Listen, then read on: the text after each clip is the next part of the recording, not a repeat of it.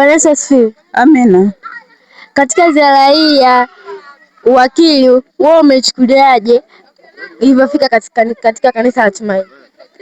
Katika ziara hii ya uwakili wa watoto tumefurahi katika Tumaini la kanisa la Tumaini kwa sababu tumepata mafundisho mengi kwa ajili ya kufundisha watoto wetu, mengine ambayo tulikuwa tunayajua na ambayo tulikuwa tuyajui, ili watoto wajifunze kutoa zaka na sadaka kwa ajili ya kumshukuru Mungu wao.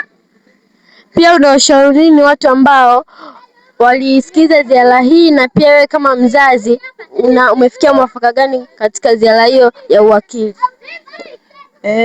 Nitaenda kuwafundisha wazazi wengine ambao walikuwa hawajui yale mafundisho ya uwakili wa watoto kwa ajili ya kumtolea zaka na sadaka, kwa sababu tukiwafundisha watoto kuwa wakili wa Mungu, hata katika kazi zao wanakuwa wanafanya kazi kwa wajibu na kwa bidii ili kujifunza kumtolea Mungu.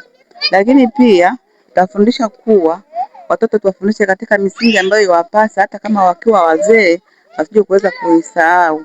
Wajifunze kufanya kazi kwa bidii, wajifunze kufanya kazi wanazopewa na wazazi wao, hata kama wakiwa wakubwa wao waaminifu mbele za Mungu.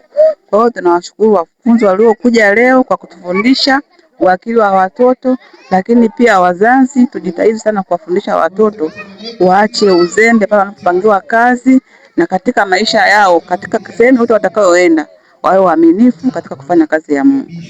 Amina. Mimi ni mtangazaji wako kutoka hapa kanisa la Tumaini SDA Church, Catherine Edison wa Wahubiri Wadogo Media.